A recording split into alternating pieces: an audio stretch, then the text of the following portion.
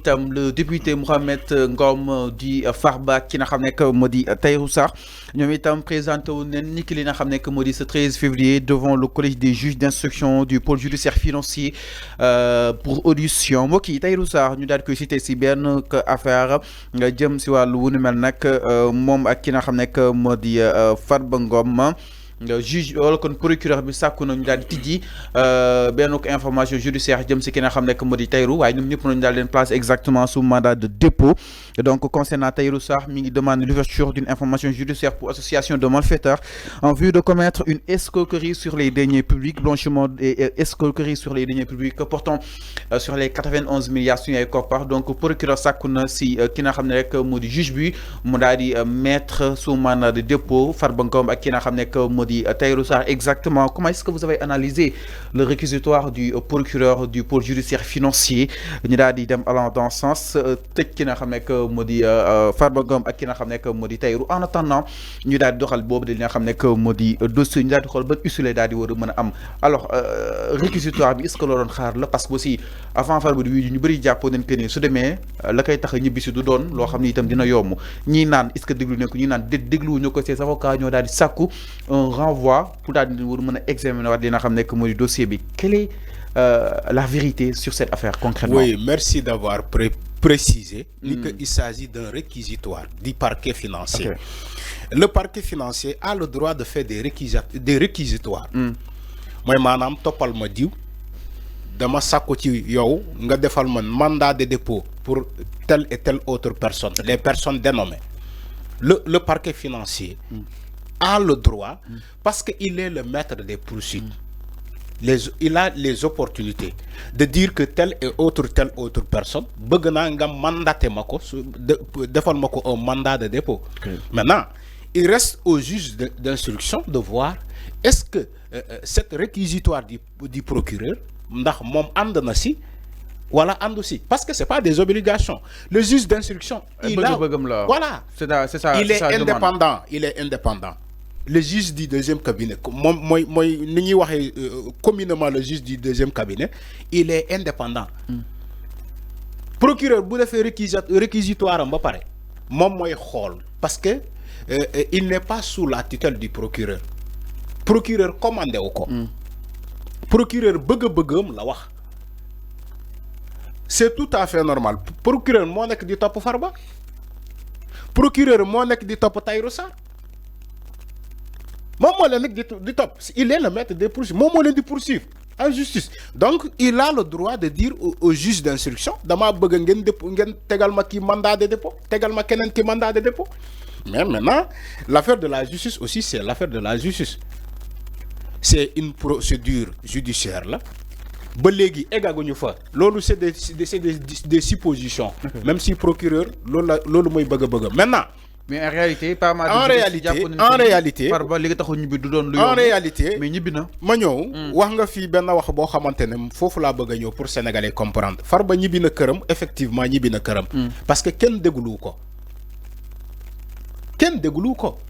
maintenant ku ñu déglu lan nañ koy téye du ñu téye koo xamante ne yow déglu ñu mais jubilé yi nag mais dañoo jubilé parce que xamuñu que les avocats de Farba ñu wax askan wi ñu leeral askan wi ni que Farba kenn déglu ko ñun ñoo sàkku ci le parquet les juges d'instruction pour ñu may ñu dem càmbar xool lan moo nekk ci dossier bi mais waxuñu ko quand Farba est sorti de la salle avec ses avocats mais les gens àndandoom dañ doon jubiler pour ñoom way Farba a soumis des preuves palpables yi tax ñu bàyyi ko avocats mi quand ils ont pris la parole pour communiquer ou bien pour parler avec le peuple, au lieu de préciser cette information de taille, ils ne l'ont pas fait.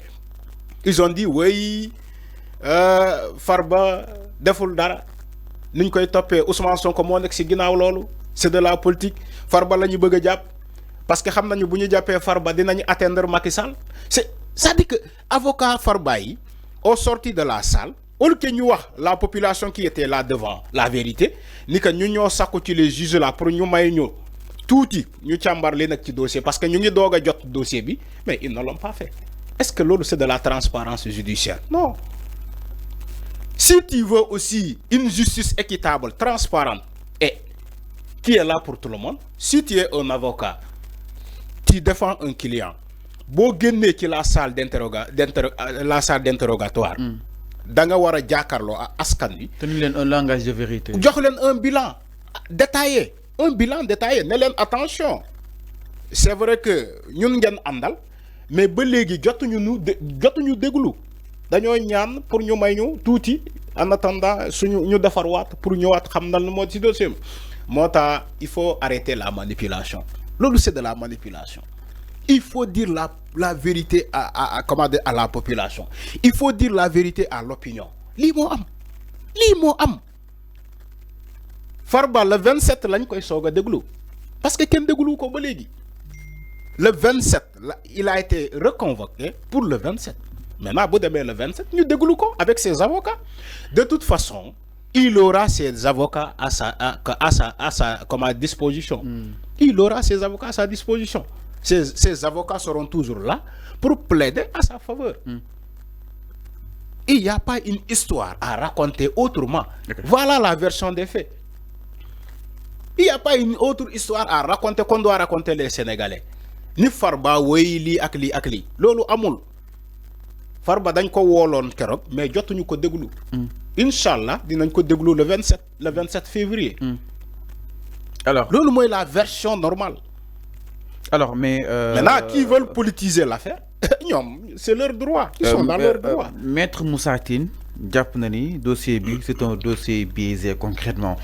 Amul ben fondement jëm ci ki nga xamné que modi Farba vu qu'il n'avait pas de poste de responsabilité. Comment peut-on reprocher Farba si walu wundmel concrètement? Comment est-ce que vous avez analysé la sortie de Maître Moussa Tine? Oui, Maître Moussa Tine, tu l'as bien dit, c'est un avocat de Farba. Mais quand il dit que Farba n'a pas géré les deniers publics, là, il topé Tahirou Sarr. Tahirou Sarr a géré les deniers publics. Je pose la question à ses avocats et toi aussi. Est-ce que Tahirou Sarr était un ancien ministre? Tahirou Sarr n'est que ministre. Pourtant, c'est les mêmes charges retenues contre lui et Farba. Tahirou Sarr, c'est un homme d'affaires. Farba, c'est un homme d'affaires. Maintenant, c'est quoi? Où est le problème? On dit non, Warounou top pour Farba parce qu'il n'a pas géré les deniers publics. Il n'a pas été ministre, ni DG, ni chef d'agence, ni rien du tout. Donc, Warounou top pour Farba. Pourtant, nous sommes top pour Tahirou Sarr.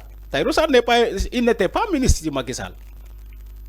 Voilà ces avocats-là qui veulent manipuler l'opinion. Ce n'est pas un argument. Il faut aller chercher d'autres alibis. Il faut aller chercher d'autres arguments pour défendre le sieur Farba. Mais est-ce que Mais c'est ça la réalité. Mais est-ce que justice togne sur le deuguer? Justice, c'est un dossier. Mais quand même, quand il y a justice togne sur le deuguer. De justice, togne sur le deuguer. La justice est là. Il faut nangam. Maître Moussa Tine, il parle dans son skeni concrètement. Ñom sax jot ci dossier bi man sama question mais lutax communiquer ñu ci dossier bi que ni Farba li ak li lañ koy topé droit de réserve. Ils vont pas le faire. Ils droit de réserve.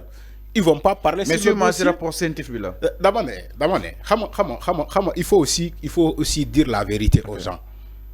Quand il dit que la justice, est-ce que justice toog na fu dëgër? Du justice moy toog fu dëgër. Ku ñu accuser moy toog ci fu mu dëgër. Mom moy joxe ay preuves. Non, non, qu'on est accusé de dire des preuves.